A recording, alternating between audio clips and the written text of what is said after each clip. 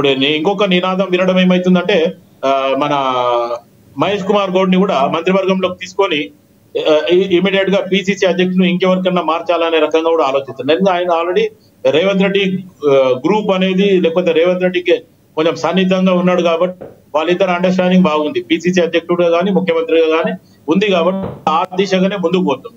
రేపు ఆయన మంత్రివర్గంలో తీసుకుందాం, ఈ 3 సంవత్సరాలు ఆయనని మంత్రివర్గంలోకి తీసుకుందాం అంటే కూడా ఆశ్చర్యపడాల్సింది లేదు. ఎందుకంటే పిసిసి అధ్యక్షుడిని పదవి ఇంకెవరికైనా కట్టబెట్టి ఈయనని మంత్రివర్గంలోకి తీసుకుంటారు. ఈ రకంగా ఆలోచిస్తూ పార్టీలో మార్పులు చేర్పులు తీసుకొని ఇంకా ముందుకు పోతాడు. రేపు రాబోయే 3 సంవత్సరాలలో నేను కూడా రేవంత్ రెడ్డి గారికి మన లైవ్ డిబేట్ ద్వారా సూచన సలహా ఏమిస్తున్నంటే, గతంలో రాజశేఖర రెడ్డి గారు ఎట్లయితే ముందుకు పోయిండ్రో ప్రజా సమస్యలను తీరుస్తూ లేకపోతే ప్రజలతోని ముఖమవుతూ లేకపోతే ప్రజలతో ముఖాముఖి ఫోన్ ద్వారా కానీ లేకపోతే ప్రజా దర్బార్ పెట్టి ఆ దర్బార్లో కలవడం కానీ రేవంత్ రెడ్డి గారు సిద్ధంగా ఉన్నారు. శివలాల్ గారు రేవంత్ రెడ్డి గారు సిద్ధంగా ఉన్నట్టే కనబడుతుంది. ఆయన చిత్తశుద్ధిని మనం ఏమి శంకించడం లేదు. కానీ వాక్ స్వాతంత్రం ఎక్కువ ఉన్న మీ కాంగ్రెస్ పార్టీలో ఇవన్నీ జరగనిచ్చేస్తారా? ఇప్పటికైనా రాజశేఖర్ రెడ్డికి రాగా ఆయన ముందుకు వెళ్ళాడు, ఆయనలో వెనక లాగేవాళ్ళు లేరంటారా? అవన్నీ దాటుకుని వెళ్ళగలరంటారా? లేదు లేదు లేదు ఇప్పుడు లక్ష్మీనాథ్ గారు నేను ఎందుకు స్ట్రాంగ్ గా చెప్తున్నా ఈ రోజు ఈ డిబేట్ లో అంటే, ఆల్మోస్ట్ ఆల్ పాపిరెడ్డి గారు కానీ లేకపోతే బండారు రామ్మోహన్ రావు గారు కానీ ఇప్పుడే చెప్పిన బాగా అనుభవం ఉన్నోళ్ళు, వాళ్ళకు కూడా తెలుసు నేను ఏ రకంగా మాట్లాడతా. నేను పార్టీ లైన్ లో ఉన్నా, పార్టీ అవసరం చేస్తే తప్పు చేస్తే నేను పార్టీ గురించి కూడా నేను చెప్తా. ఎందుకంటే మనం పార్టీ ఉంటేనే మనం ఉన్నాము అనేది నాయకులు అందరూ ఆలోచించాలి. ఏ పార్టీ అయినా సరే, అది కాంగ్రెస్ పార్టీ అనే ఒకటే కాదు, బీజేపీ కానీ బీఆర్ఎస్ కానీ, పార్టీ ఉంటేనే మనం ఉన్నాము అనేది ఒకసారి ఆలోచించాలి. కానీ పార్టీలో ఇంకొక పని ఏం చేయాలంటే అంకిత భావంతో పనిచేస్తున్న వాళ్ళని కూడా గుర్తించాలి. ఎందుకంటే పక్క పార్టీలకే వచ్చిన వాళ్ళనే కాకుండా లేకపోతే వాళ్ళే గెలుపు గుర్రం అంటే ఎవ్వరు గెలుపు గుర్రం లేరు లక్ష్మీనాథ్ గారు. నాకున్న అనుభవంలో ఎవరినైనా తీసుకొచ్చి అక్కడ గెలిచిన తర్వాతనే వాళ్ళు గెలుపు గుర్రం అవుతుండ్రు తప్ప ఆ ఫస్ట్ టైం గెలిచేటోళ్ళు అందరూ ఫస్ట్ టైం ఎలక్షన్ నిలబెట్టేవాళ్ళు అంతా అనామకులే.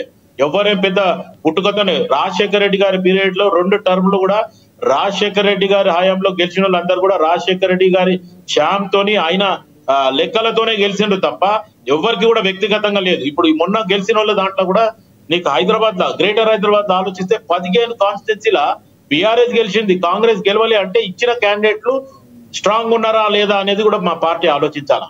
ఎందుకంటే వీళ్ళు గెలుపు గుర్రాలు, వీళ్ళు డబ్బులు పెడతారు. ఇంకొకటి నేను నా ఒక చిన్న విశ్వాసం ఏంటంటే, డబ్బులు పెట్టేటోళ్ళనే గెలిపిస్తా అంటే ఇవాళ రేపు ఏమైపోయిందంటే పరిస్థితి, ఆశయం ఉన్నోనికి ఇస్తే ఖచ్చితంగా ఆ ఆశయంతోనే ముందుకు పోతాడు.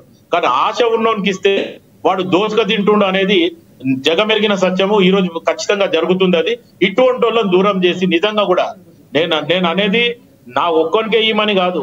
ఇప్పుడు బహుశా పాపిరెడ్డి గారు ఉన్నారు, కాంగ్రెస్ పార్టీ అభిమాని, పక్కన జరిగింది. ఇప్పుడు ఈ రోజు బండారు రామ్మోహన్ రావు గారు ఉన్నారు, అనుభవం ఉన్న వ్యక్తి, మిగతా పార్టీలతో కానీ మిగతా అనుబంధ సంస్థలు కానీ అనుభవం ఉన్నారు. ఇటువంటి వ్యక్తులను తీసుకొస్తే ఆ కాన్స్టిట్యున్సీ కానీ లేకపోతే ఆ పార్లమెంటరీ కాన్స్టిట్యున్సీ కానీ డెవలప్ అవుతుంది. నేను నా ఒక్కని గురించే మాట్లాడతలేడా, ఇటువంటి వాళ్ళని కూడా అడ్వైజర్ గా మనకు పనికొచ్చేటోళ్ళని వేయాలి. కానీ వీళ్ళు ఏదో నేను కూర్చోమంటే కూర్చుంటారు, లేవమంటే లేస్తారన్న వాళ్ళని అడ్వైజర్ ఇస్తే కూడా ఈ రోజు పార్టీకి ఏమి ఫలితం లేకుండా పోతుంది. అయితే ముఖ్యమంత్రి ఈ మధ్యన తీసుకున్న నిర్ణయాలలో ఖచ్చితంగా మార్పులు చేర్పులు ఉండాలి. రాజశేఖర రెడ్డి గారి లాగానే ముందుకు పోవాలని చెప్పి నేను కోరుకుంటున్నాను. రైట్ సార్, పాపిరెడ్డి గారు కంక్లూడ్ చేయండి సార్.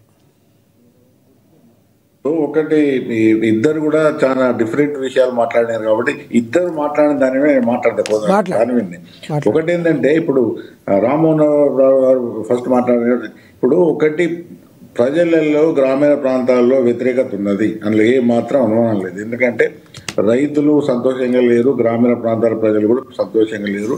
కాంగ్రెస్ ప్రభుత్వం చాలా గొప్పది, దానికి ఓటేయాలనే భావన కూడా గ్రామీణ ప్రాంతాలు లేదు.